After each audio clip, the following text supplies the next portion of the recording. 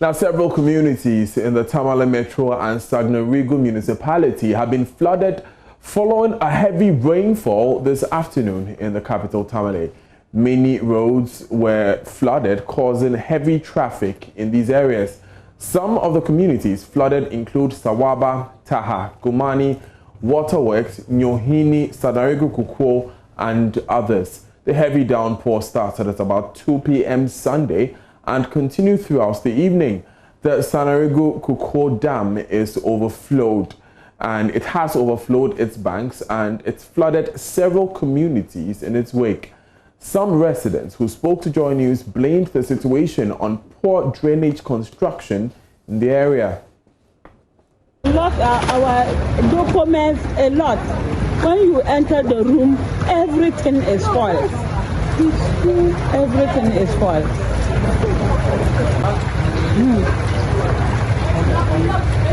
You can see what we are doing today. As of now, we don't know where we are going to sleep. All our things are spoiled. Our documents, everything is spoiled. And now we don't know what to do. The government has to come to our aid to give us a help. The gutter over there is the main cause of what has happened. We just came in here. We are not yet up to 2 months in this house. We came and rented, and this is what has happened. So we don't know what to do. My husband has gone for a funeral, and we are the only one. I was even sleeping. Then they told one of the children woke me up. When I came out, it was flooded.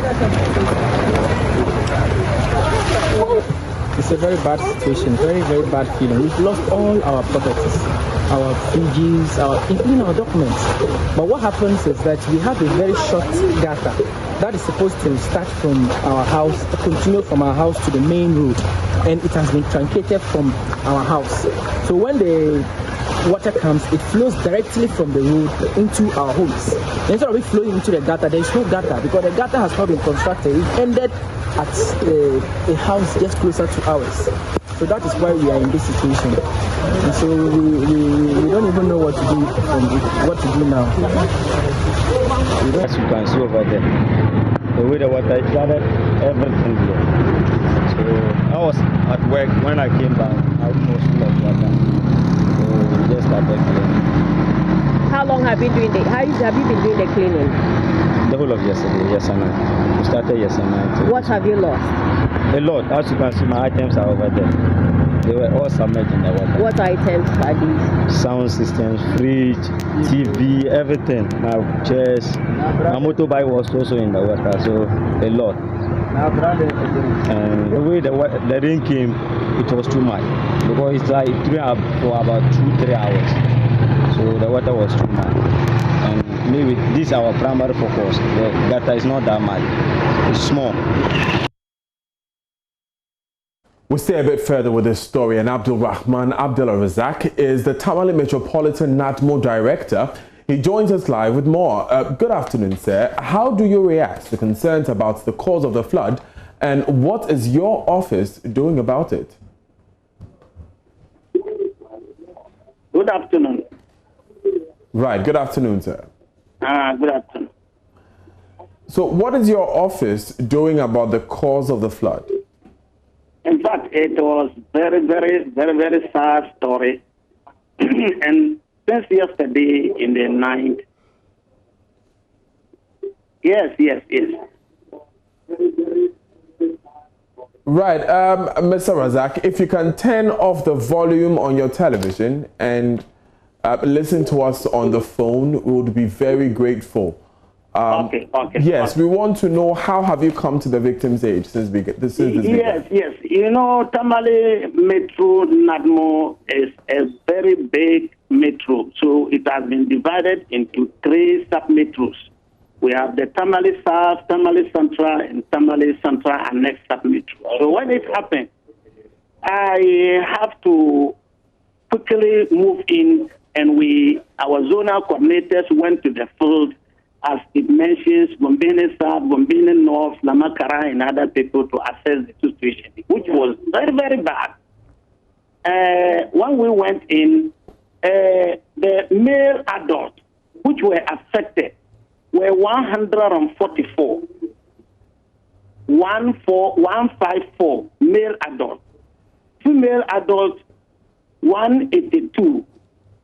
182. Male child 315.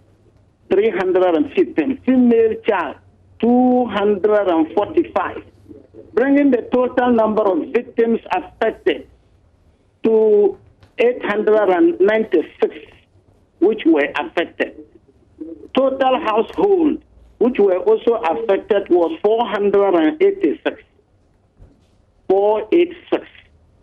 It is a very sad situation. At Gumbini North, one motorbike were carried away, but the victim were saved. Other properties, livestock, foodstuffs, and animals were also affected. So what is being done immediately for these 900 affected people, Mr. Razak? Yes, the NADMO, we have moved in. Up to now, we are even in the field assessing the situation. After we have finished, we will assess the situation and send our report to the regional. Regional is also waiting on us so that when we bring it, we will quickly go to their rescue. Majority of them have left their homes and they are at schools and they are pairing with friends and relatives. So we have. Isn't that your assumption, the fact that majority of them are with their friends? No, it's not assumption. I'm saying that I am even currently at the field. Since in the morning, we have not even rested at all. We have not rested. As you can see in the picture, some houses, animals were carried away, their foodstuffs, everything. In fact, the situation is not good at all.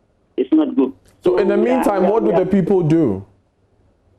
Hello? In the meantime, what will these 900 people do?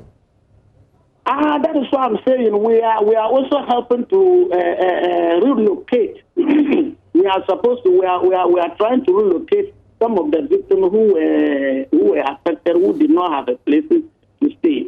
So that is what we are inside doing, and we are consoling them. How many have you successfully relocated, Mr. Rahman, and to where? Currently, we have successfully relocated about 16 people.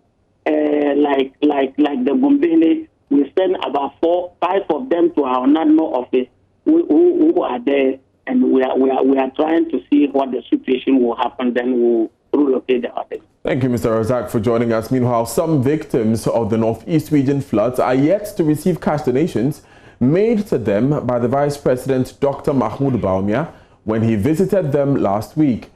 JoyNews has gathered that some of them who were housed in some schools after their homes were submerged in floodwaters are being moved back to their destroyed structures and communities. John Kweku Al-Hassan is the Northeast Regional NADMO Director, and he joins us live with more. Mr. Al-Hassan, when are these victims receiving the cash donations from the Vice President? Come up again. Victims receiving the cash donations from the Vice President? The monies were handed over to the municipal chief executive for West Mampose district. And there's going to be a plan because the community members and then the opinion leaders were supposed to be involved in the disbursement. And some of the monies were to be used to purchase food items to support what His Excellency the Vice President came and donated. So when are they receiving it? Oh, the West Mampose Municipal Assembly is working on that. And, you know, they have to go into the market to purchase the food items. And as I speak to you now, yesterday we also received relief items from our headquarters. And I'm just in the office trying to dispatch some to some of the victims that are camped in the schools. So when are they receiving the monies, Mr. Al-Hassan? As and when they are able to purchase the food items, because some of the money is going to be used to purchase food items for the victims. I understand. I was hoping you'd give us a specific timeline. I will not be able to tell because unless I'm just trying to send some relief items to the victims. From there, I'll move to the MCE to determine what is happening for now. Right. Let's move on. Now, why are you allowing them to go back to the flooded communities? We are not allowing them because, like I indicated earlier, the whole place has been inundated with water, even though the water level has receded. But even the structures that are standing there, it's not even safe for them to live in. So we have advised that for now, they should stay away from the buildings. For now, that's why we've identified schools for them to stay in. And some of them too have decided to go and stay with their relatives. And I don't think there's nothing wrong with that. Because we have they have their relatives dotted around. So they go to stay with their relatives and come back to the community in the next day. It's just that we have the information, Mr. Alassan, that some persons have moved back to these structures which are dangerous even for people to live in. But my brother, we have told them the dangers involved. We have asked them to stay away from the buildings. We've identified places for them to stay in because we are concerned. So if you take the risk of going back to stay in those buildings and then something happens to you, what can we say? We don't encourage that. Right. Thank you, Mr. Alassan. Ilyasu Tanko is our Northeast Region correspondent. He joins us live. So, Ilyasu, what we just heard, the NADMO coordinator for the region, tell us is that these persons have been advised not to go back to these, to their destroyed structures, and they are still going on their own volition. Have you seen any of these persons? Well, they are not going on their own volition. I mean, this morning I'm just coming from Dimia and Gagbini. And I spoke to one of the people that they were camped at a newly constructed school in the community, but they have moved back to their houses. And I followed up to her, and she told me that they left because they are hungry there, and the condition there too is not favorable to them. They said that since Friday, when authorities came to hand over some packs of rice to them, they have not received any food supplies from the authorities, and so what they do is to, every morning, they'll move back to their damaged property, stay in there, prepare. They stay in there for several hours, actually, prepare food, feed themselves and their families sometimes before they will decide whether to move back to sleep in the school or not. But this person that I spoke to said since yesterday when she left there, today she slept in the damaged room. And she doesn't plan going back to the camp because of the situation there. So really, they are being forced because of the condition at the camps to go back to their damaged property. But Ilyasu, I'm curious, if they can find food to eat, why don't they just bring the food back to the structures where it's safe? Well, the authorities promised to make available food supplies to them. And so some of them actually lost all their cooking utensils. Some of all their properties were washed away. And so some of them are there with only the clothes that they are having there. They have nothing. And so they were really relying on the promise by authorities to make food supplies available to them. Ilyasu Tanko, thank you so much for joining us this afternoon. Now, away from the flooding, second-year senior high and junior high school students have resumed school this morning. This follows the relaxation of the COVID restrictions in schools. Here in Accra, my colleague Manuel Kranting visited one of the schools and spoke to some education officials on response to school by the students, as well as the status of adherence to COVID protocols. Accompanying that reopening is what distribution of some PPEs to the students. How is that? You can see for yourself. This is one of the Veronica buckets. This is one. There's another one there. If you move around all our 18 public schools which have JHS, there are Veronica buckets everywhere. If you go to the private schools, we have about 38 of them in the Ayawaso Central. You come across all of them. They have been positioned at vantage points. You can see it for yourself.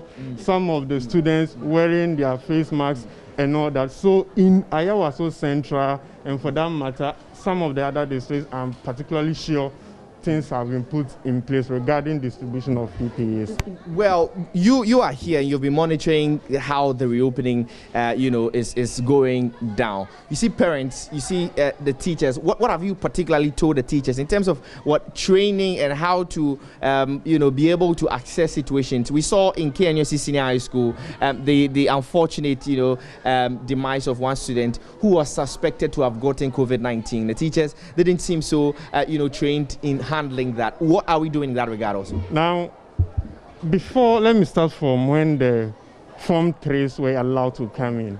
The Municipal Director of Education in this municipality met all head teachers, and intensive education on COVID-19 was given to all of them. Some of them, they know it already, but it was prudent that we as a municipality, we meet them, we discuss the modalities in reopening amidst COVID-19 with them. And so now, today, at 11 a.m., in this very compound that we are meeting all head teachers, both private and public, and then the modalities in which we can welcome our learners back to school will be discussed with them, and then they will, as they did for the Form 3s, we did not witness any contraction of COVID-19 in our municipality, and I'm sure they have done it before. They will be able to assist us do it again.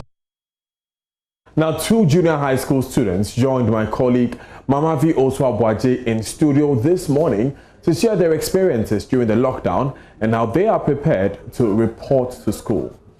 For our school, it's very simple. They send the work maybe a day before that day. Okay. Like, let's say we are going to start lessons on Monday. They'll send it Sunday 6:30. But I think the only thing that they really do is just send the works and maybe voice messages and other things.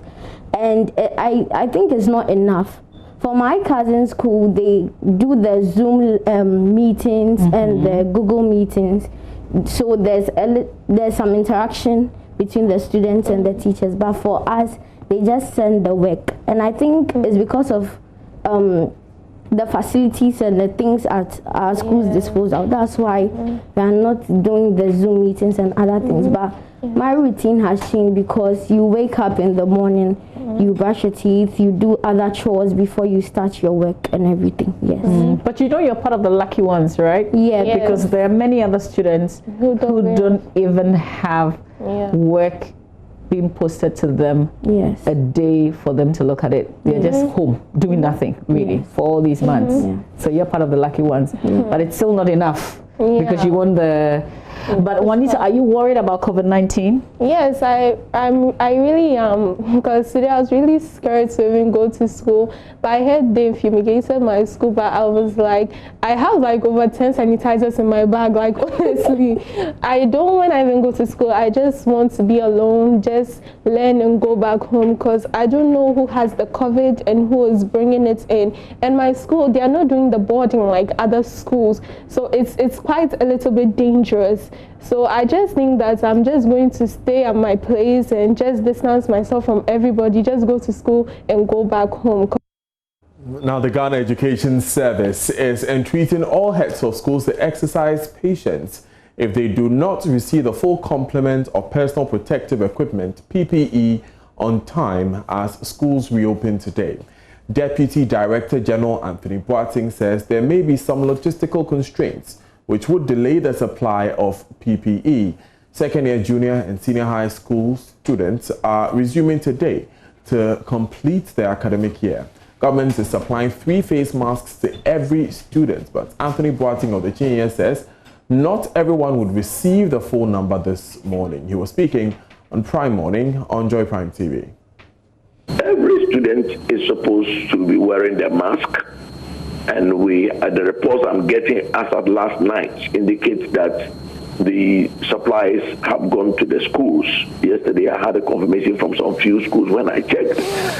But the arrangement is that yes, every school will get. We have met with the heads of schools and we have indicated to them that because of the numbers, it's possible that you might not have all the quantities you need at one time. But be assured that there will be some quantity to start with, and the rest will be supplied as we go along. How many nose masks or face masks is every student supposed to get, Mr. Boateng? We are not departing from the one we did for the final years, which they are, on the average is 3 nose masks per student. And staff, thank you. And since we may not have enough to distribute to begin with, how many can you assure that every student will be getting the plan as it begins? Is that everybody will get all the 3. That is the plan. Okay. But we are only cautioning that should you even not get all the 3, don't panic. The rest will come in. That's what we have said. But the plan is that everybody will get the 3. So by which time are we expecting that all the PPE? To be honest with you, by yesterday we expect them to have gone. But what we are saying is that if there is any place where there's a shortfall, nobody should panic. The rest will come in the course of the week. So by Friday then? I hope so. He says if there is an outbreak which they cannot handle, the schools will be shut down again. Once we put in the protocols, and once we are recalling the students, and once COVID is around, there is the possibility, there is the feasibility, there is the likelihood that there might be some instances of infection. Right. Yes, that is why the protocols are in place. We have a standard operational procedures that we have drawn out. So when these things happen, there is no need to panic because the system has been arranged in such a way that we will deal with the situation. When we are overwhelmed, I'm sure the appropriate decisions we made. But don't let us hope and think that nothing will happen. It is possible some infection will happen, but I can assure you that the appropriate measures have been taken to ensure that when these breakouts come, we will deal with the situation. If we are overwhelmed, let me repeat, if there's a need to close down any specific school or the entire school system again, we will not hesitate because the primary objective is to protect the children and staff.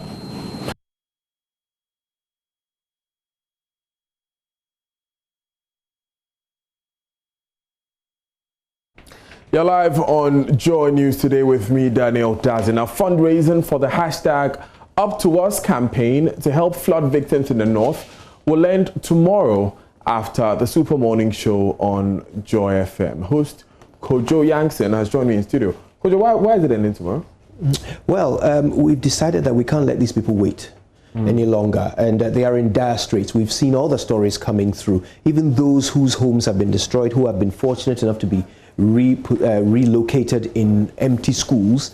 Well, they have a bit of a problem because schools are reopening, so SHS and JHS2 students are returning. Not just that, but those who have been sent to these camps are telling us that they're not getting food, they're not getting mosquito nets or any of the supplies that they need to survive outside their homes. So what they tend to do is during the day they go back to these homes that are on the verge of collapsing and they stay there until late at night before they return. Imagine a mother with babies, if that home collapses on them, that's another tragedy for us to deal with. So they cannot wait. We have to get to them as quickly as possible, and that is what we're doing. Tomorrow is the end of fundraising. By the end of the Super Morning Show, we'll close fundraising, and whatever we have, we're going to use it to purchase the things that they need and take it to them up north. Great idea, great idea. So how can listeners, our viewers, take part in this campaign? Well, it's very easy. First of all, we would love for you to give as generously as you can. And if you don't mind, I'll give you the Momo number. It's 0593 038 768. I believe we'll put it up on the screen very shortly.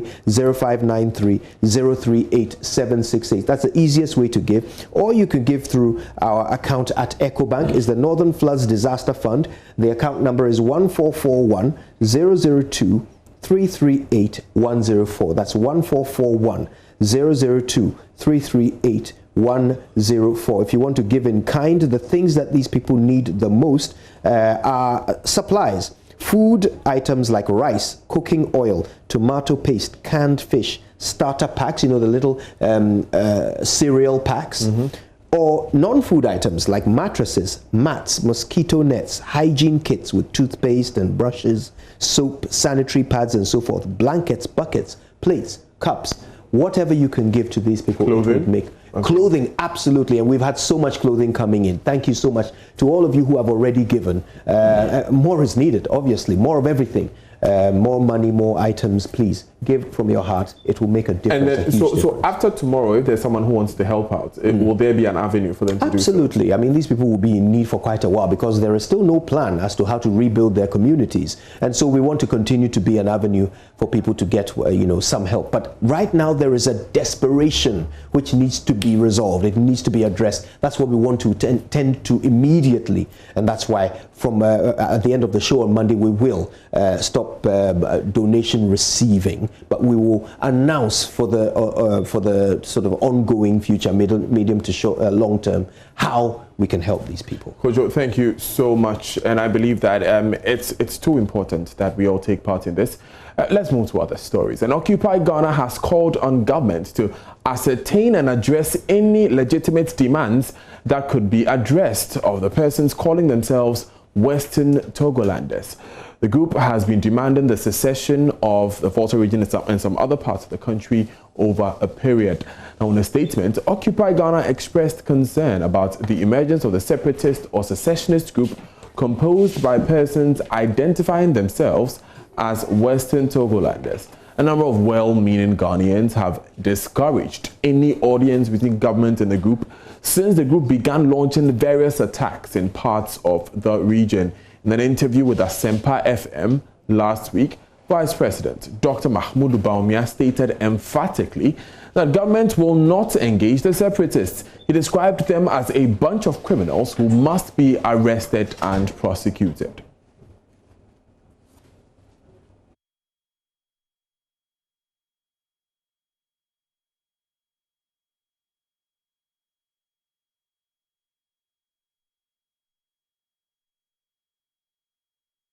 Hi, good afternoon and welcome to Business. My name is Daryl Kwao. Stock market investors lost about 3.5 billion cedis in the third quarter of this year. At the same time, the exchange returned negative 20.19% in dollar terms for investors since January this year. Charles Nixon looks at the performance of the market since the beginning of the year and filed this report.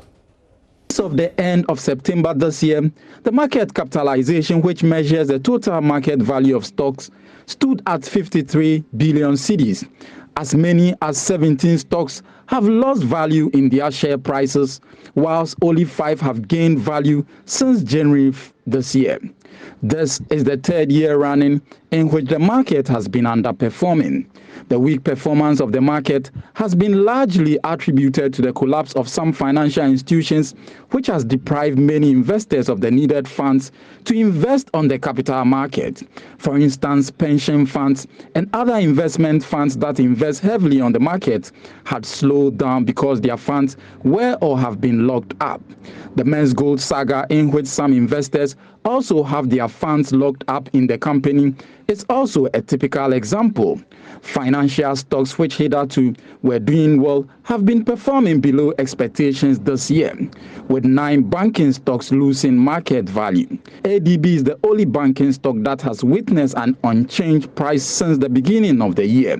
The best performing stock at the end of the first 9 months of this year was Cocoa Processing Company, which has registered a 50% increase in its share price. Irrespective of the performance of the equity market, the bond market has witnessed some encouraging results. Meanwhile, the Ghana Stock Exchange is still ranked 10th among 15 top stock exchanges on the African continent. It is doing better than the Kenyan Stock Exchange, Mauritius Samdex, and the Johannesburg Stock Exchange. Now, the cost of formalization of micro, small and medium enterprises is a major challenge serving as impediment for the growth of the sector. Now, this is an observation by some sector players who struggle to apply for various government support programs to aid the operations. According to the National Board for Small-Scale Industries, majority of these businesses end up not benefiting from any government support. There's more in this report. Many applications that were rejected by the National Board for Small-Scale Industries was as a result of unavailable credible business information or incorrect data. The situation has prevented many from accessing government support, including the Coronavirus Alleviation Program for Business Support and the MasterCard Foundation's Resilience and Recovery Program. Director of Enterprise Development at the NBSSI, Habiba Suleiman, told Joy Business that the situation has compelled them to intervene with relevant state agencies to ensure that some of these SMEs get registered. She noted that this is part of the reasons the NBSSI is organizing seminars for the informal sector on business success. We ensure we give them the education, so we work with the various agencies to bring information on their services and the processes and procedures to make sure the entrepreneur understand, or the business owners understand what is required of them to be able to go along that path of acquiring such licenses and registration. And then with GSA specifically, when you come to us as an entrepreneur, as a micro, small and medium enterprise, we give you a letter to show that indeed you are an MSME. Once you take it to Ghana Standards Authority, you get a rebate on the processing fee. With Food and Drugs Authority, for instance, we have the engagement where we support enterprises. The officials go in there to check the environment and to make sure that they are compliant even before they come in formally to do the checks to pass the factories or the operating areas and then the products as well. So there's that kind of engagement and collaboration. Some of the participants also spoke to Joy Business on the processes of registering their businesses so far. The people who were there were quite helpful. We were able to get the assistance we needed at the time. Sometimes they've come to the office, for example, SNITS, they sent around their representatives to our space. So it depends. Sometimes we went, for the registration of the company itself was quite straightforward. I didn't have any problems. This has been very smooth and swift. I didn't encounter any problems. It was straightforward process, so I am happy. Okay, so what business are you into and what do you do? I am into, buying and selling. I buy cokes and I sell in crates, and then I do mobile money as well. The program is part of initiatives by the MasterCard Foundation and the NBSSI to improve the relationship of businesses and regulatory bodies in the country. And the small business news coming up at the top of the hour on the marketplace. Up next is sports. We leave you with the latest figures on the commodity market.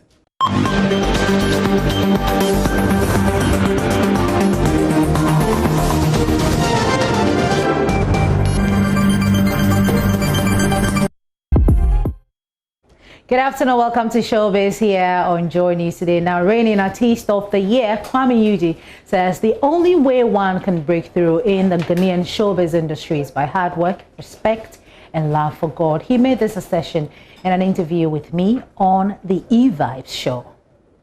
What will be, from where you're coming from, Fadama, you refer to yourself as the street guy. God has been very good to you. What will be your advice to, the younger ones coming up, looking at you or watching this interview right now? So real quick, I'll tell them that besides they working hard in life, because it's very important, you need to work hard and you need to have a plan in life. What is your plan? What is your ambition? Who do you want to become? How do you want to become who you want to become? Besides that, you need to love God. If you're a good Muslim, please worship God. If you're a good Christian, please worship God. Because at the end of the day, I don't even think about the spiritualities of what I'm saying when you are in a religion, Muslim or being a Christian. I know the spiritualities count, but that is not where my focus is. My focus is in the fact that the Holy Quran and the Bible teaches you how to nurture your life. You don't hurt people like that. You do everything out of goodwill. You speak from your heart. And you do good. That's one alone nurtures you. That is what I believe in. And makes you a better man in the first place. Then you think about working hard to merge it. Then it makes you whole. That's what I think. That's been my strategy. Yeah. Interesting. I understand your house is very close. Yeah, it's close. It's close. I used to live around here. But I want us to leave, but see that microphone there? Do you remember any song that when you were the young Kwame Yuji here at Presby? Do something for me. I'll sit right here. Oh, okay. Keep your gift for you. Yeah, keep it for Thanks me. Thanks to Carla Max. We have that. Are you ready, Bex? Yes. Okay, so you're worthy, Jesus. You're worthy of our worship. You're worthy of our praise.